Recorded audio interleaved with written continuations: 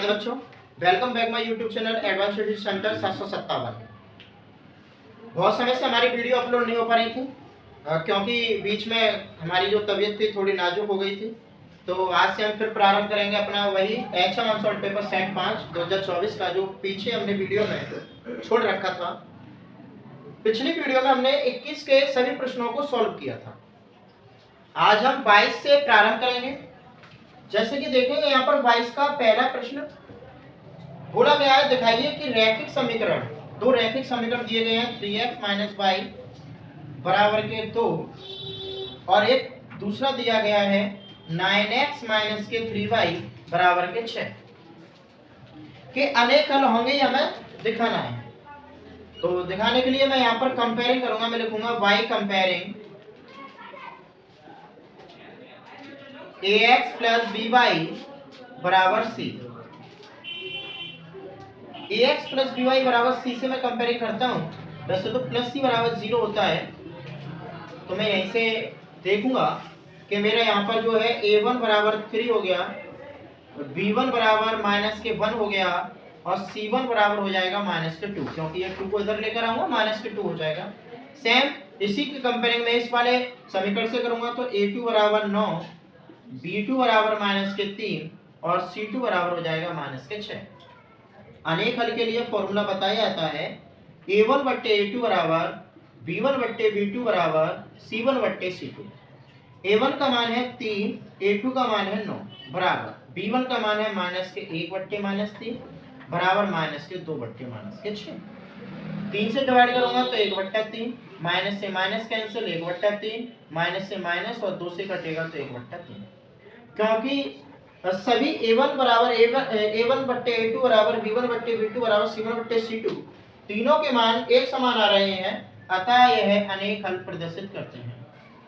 हम लिख देंगे अतः यह अनेक हल को दर्शाते हैं। हो गया, इस सवाल को नोट कर लीजिए। फिर बढ़ते हैं अगले प्रश्न की तरफ। नोट कर लिया, चलो।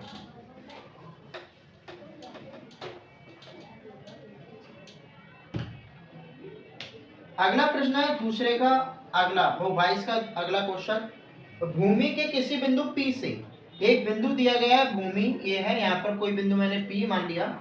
भूमि के बिंदु किसी बिंदु P से एक 10 मीटर ऊंचे, यहाँ से मैंने यहाँ से तक की ऊंचाई 10 मीटर मान ली, 10 मीटर ऊंचे भवन के शिखर का उन्नयन कोण, ये 10 मीटर ऊंचा एक भवन है, इसके शिखर का उन्नयन कोण, यहाँ से यहाँ तक का उन्नयन कोण जो है वो 30 अंश है। मैंने लिख दिया यहाँ पर 30 अंश। भवन के शिखर पर एक ध्वज है, ध्वज के शिखर का P से उन्नयन कोण, यहाँ पर कोई एक ध्वज है, ध्वज यानी झंडा, जिसका ध्वज के शिखर का P से उन्नयन कोण, यहाँ पर नहीं, मैं यहाँ से P मान लेता हूँ।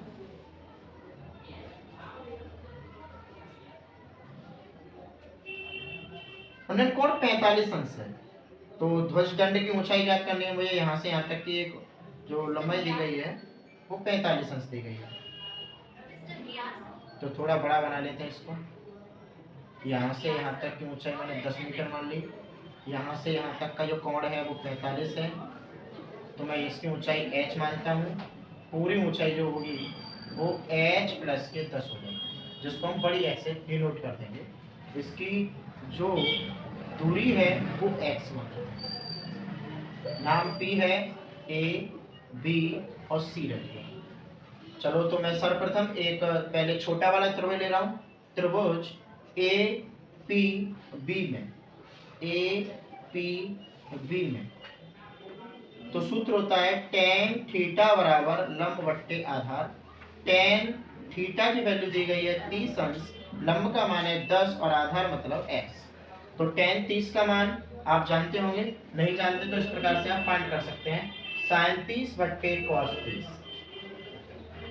sin 30 का मान कितना होता है 1/2 और cos 30 का मान √3/2, 2 से 2 कटेगा तो 1/√3 आपका tan 30 की वैल्यू आ जाएगी। 10/x कैंची गुणा, तो x बराबर 10√3। हमने इसको x बराबर 10√3 जो दूरी को फाइंड कर ली। अब मैं दूसरा जो त्रिभुज है बड़ा वाला CPA में देखते हैं tan लंब बट्टे आधार, तो tan 45 बराबर लंब मुझे दिया गया है बड़ी एच का मान है h प्लस के 10 बट्टे आधार x की वैल्यू 10 रूट में 3, इसका मान बराबर h प्लस 10 बट्टे 10 रूट में 3। तो यहाँ से देखूंगा इसके नीचे एक मानकर कैंची गुणा 10 रूट में 3 बराबर h प्लस के 10, तो h बराबर 10, इसको 10 को उधर पहुंचाऊंगा 10 रूट 3 माइनस, तो यहाँ से मेरी h की वैल्यू आ जाएगी 10 कॉमन रूट 3 माइनस के 1, जो कि हमारी ध्वज की लंबाई निकल आएगी, ध्वज की जो ऊंचाई है वो निकल आएगी, जो हमारा राइट आंसर। नोट कर लीजिए।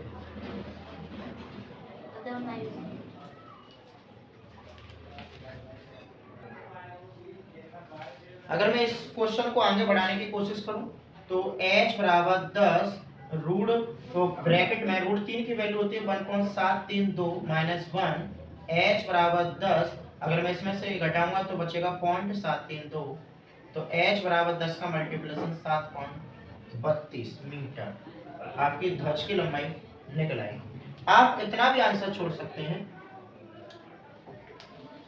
और आप इसको भी आगे बढ़ा सकते हैं, तो h बराबर 7.32 ध्वज की ऊंचाई आ गई आपकी। ठीक, चलो अगले प्रश्न की ओर।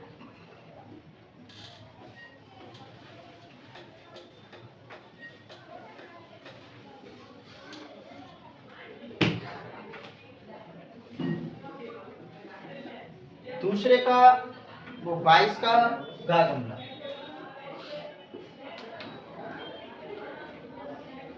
बताएगा 2 अंकों से बनी किसी संख्या के अंकों का योग 9 है, यदि संख्या के अंकों को पलट दिया जाए तो बनी नई संख्या मूल संख्या से 27 अधिक है।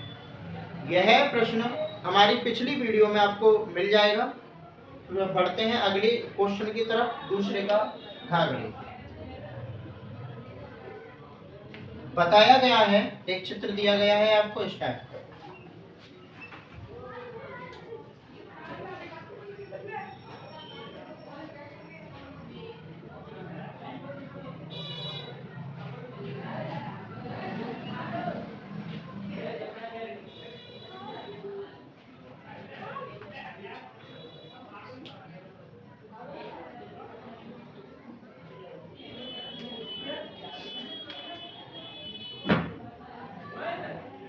सिद्ध करना है इस प्रश्न में,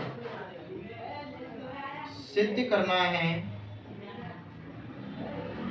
बीई रेखा बराबर होगी ईसी की।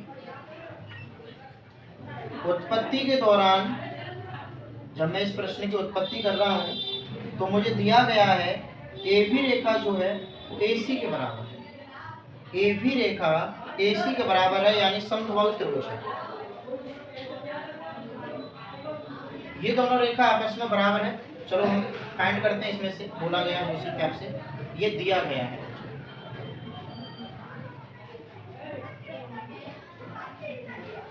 मैंने देखा एक परिव्रत है, परिव्रत का मीन्स हो गया कि जिसकी एक त्रिभुज के अंदर जो व्रत रहेगा वो सभी तीनों भुजाओं को स्पर्श करता हुआ जाएगा। तो इसमें क्या होता है कि जब स्पर्श करेगा तो आपके सम्मुख जो दिया गया है एबी रेखा एसी के बराबर रहेगी। तो मैं यहाँ से देखूंगा एबी रेखा के एडी प्लस डीबी हो जाएगा और एसी रेखा हो जाएगा एएफ प्लस एफसी, तो बराबर भागों में बटा हुआ है जिस प्रकार से हमें दिखाई दे रहा है। तो मैं इसी प्रकार से रखने की कोशिश करूंगा, एबी रेखा बट्टे में ईसी बीई बराबर एसी बट्टे में ईसी। चूंकि हमें पता है, चूंकि ए बी ए सी के बराबर है, तो मैं यहाँ पर ए बी बट्टे बीई रखूंगा, बराबर इसकी जगह पर भी ए बी रखता हूँ बट्टे ई सी रखूंगा, ए बी से ए बी कैंसिल हो जाएगा, तो यहाँ पर आ जाएगा बीई बराबर ई सी, जो कि हमें सिद्ध करना था, हैंस प्रूव। नोट करेंगे सर बच्चों। चलो देखते हैं अगला प्रश्न।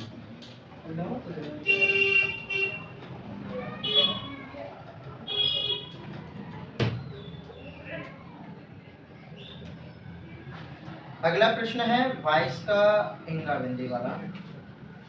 एक वर्ग अंतराल दिया है, वर्ग अंतराल जिसमें 0 से 10, 10 से 20, 20 से 30, 30 से 40, 40 से 50 और 50 से 60। फिर आपको दी गई है बारंबारता। 5 x 20 15 y और 5।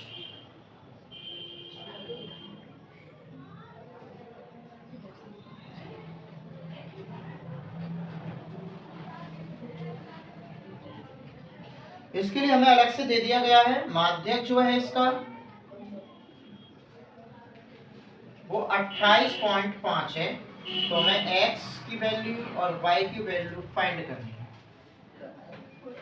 सर्वप्रथम देखते हैं कि हमें दिया क्या गया है, वर्गांतराल और बारंबारता। माध्यक दिया गया है, माध्यक के लिए बारंबारता के बाद हमें संचयी बारंबारता चाहिए होती है। संचयी बारंबारता पता होगा आपको, संचयी बारंबारता को CF या बड़ी F से दर्शाते हैं और बारंबारता छोटी F कहलाती है। तो संचयी बारंबारता क्या होती है, जो हमारा बारंबारता है उसको जोड़ते चले जाइए। तो 5 में x जोड़ा तो x प्लस 5, x प्लस 5 में जोड़ूंगा तो x plus 20, x plus 25, x plus 25 और 15, 25 और 15 कितने हो जाते हैं 40, तो x प्लस 40। इसको जोड़ूंगा तो x प्लस 22 प्लस 40 और इसको जोड़ूंगा तो x प्लस 22 प्लस 45। जो हमारी लास्ट संचयी बारंबारता आती है वही बारंबारता का योग कहलाती है। तो x प्लस 22 प्लस 45।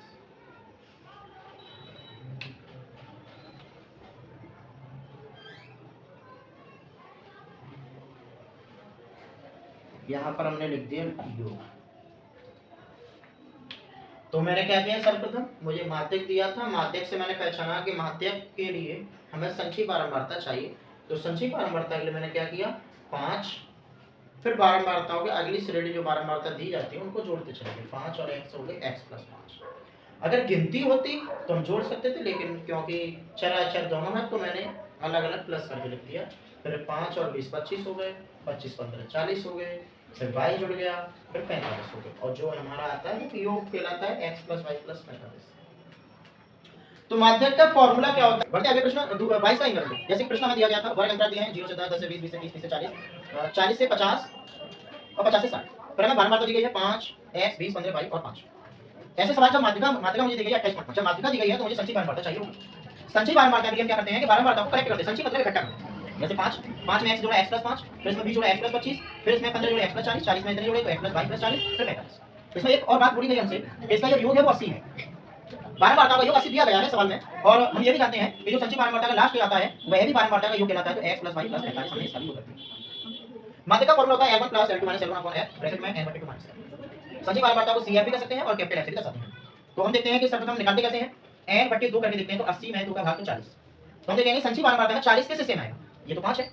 x का मान कितना आएगा, इसमें जोड़ेंगे तो 40 कर सकते हैं। मैंने यहाँ पर देखा, यहाँ पर पहले से 40 है। अगर x का मान 1 भी आता है तो 41 हो जाएगा, यानी 40 से बड़ा होगा। इसका मतलब है कि 40 मेरा इससे सेम आ जाएगा। तो मैंने क्या किया, ये मेरा छोटा f हो गया बारंबारता। छोटे f से ठीक एक पहले वाला कैपिटल F मानते हैं, और छोटे f के सामने वाले को हम सीमा L1 L2 मानते हैं। तो मैंने यहाँ पर रखा L1 बराबर 20, L2 बराबर 30, स्मॉल f बराबर 20 और कैपिटल F बराबर x प्लस 5। अब लगाएंगे माध्यक का फॉर्मूला, जैसे कि हमें दिया गया था माध्यक का मान दिया 28.5, तो मैंने लिखा 28.5। L1 मुझे दिया गया है 20 प्लस L2 माइनस L1, तो 30 में से 20 के 10 बटे f का मान है 20। n था 80 तो 80 रखा बटे 2 माइनस f, कैपिटल F है x प्लस के 5 ब्रैकेट में। इस 20 को इधर ले आएंगे, 28.5 माइनस 20 बराबर, ये 0 से ये 0 कट जाएगा, 1 बटे 2 से काटूंगा तो 40 माइनस x माइनस 5, माइनस का मल्टीप्लिकेशन होगा। थोड़ा दिखाई नहीं दे रहा होगा, इंक की कमी है।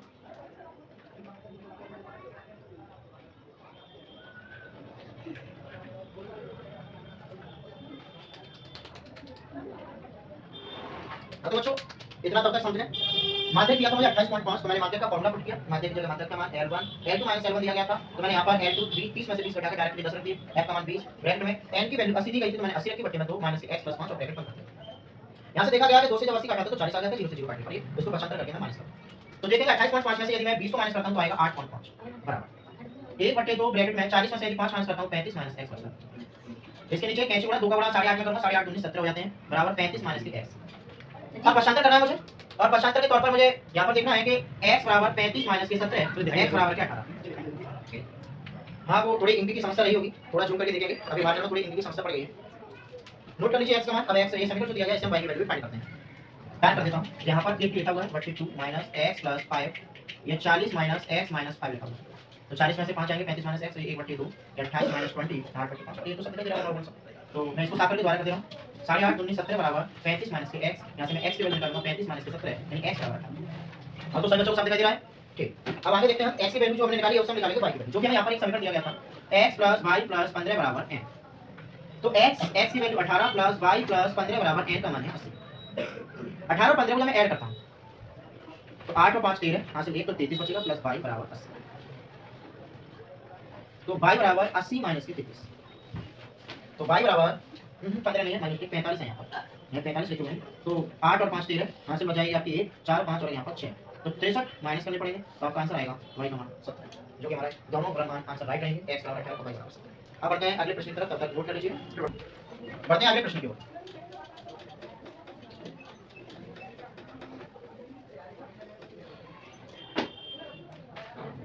बाईस का 4 चम्मच वाला क्वेश्चन। यदि दो पासों को एक साथ फेंका जाता है, पासे जो आप लोड करते हो पासे होते हैं ना, जैसे मैं 6 तक गिनती होती है 1 2 3 4 5 6 एक पासा ये है, एक और नीचे दिया गया 1 2 3 4 5 6 दो पासों को एक साथ फेंका गया है। तो पहले तो देखो कुल घटित परिणाम परिणाम जो होंगे ना अपना 6 6 36 कुल घटित परिणाम हो गया अपने 36 बोला गया। तो दोनों पासों की संख्याओं का योगफल 7 से अधिक ना हो तो पहले चेक करते हैं 7 से अधिक संख्याओं का योगफल किस किसके होंगे। एक और एक जोड़ दिया जाए 2 हो जाएगा, एक और 2 को जोड़ो 3 हो गया, एक और 3 को जोड़ दो 4 हो गया, एक और 4 को जोड़ दो 5 हो गया और एक और 5 को जोड़ो तो 6 हो जाएगा। एक और 6 को जोड़ोगे 7 हो जाएगा, उसमें 7 से कम। फिर मैं देखता हूं यहां 2 प्लस 1 यानी 3 2 प्लस 2 यानी 4 2 प्लस 3 यानी 5 और 2 प्लस 4 यानी 6।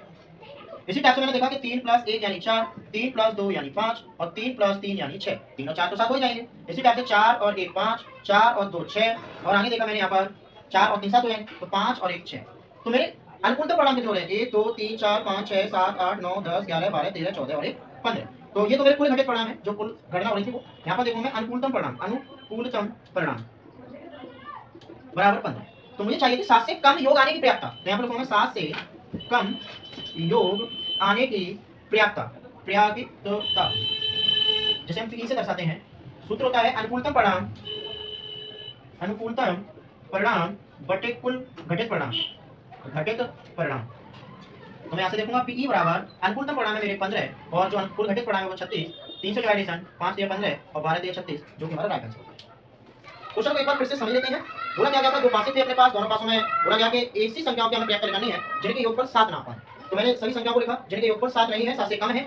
अब जितने भी संख्याओं के योगफल निकालूंगा या तो 7 आएगा या 7 से अधिक आएगा। इसलिए मेरे जो अनुकूलतम परिणाम थे वो 15 हो गए जिसकी मेरी पर्याप्तता निकली 5/12 जो कि हमारा राइट आंसर हो गया। इसी प्रकार जो हमारे अगले प्रश्न है 23 नंबर के प्रश्न वो हम अगली वीडियो में देखेंगे। आप किसी बच्चे को यदि डाउट उत्पन्न होते हैं तो हमारे कमेंट सेक्शन में अवश्य भेजें जिससे हम आपके डाउट को क्लियर कर सकें। और हमारे चैनल को सब्सक्राइब करें, फॉलो करें, लाइक करें, शेयर करें।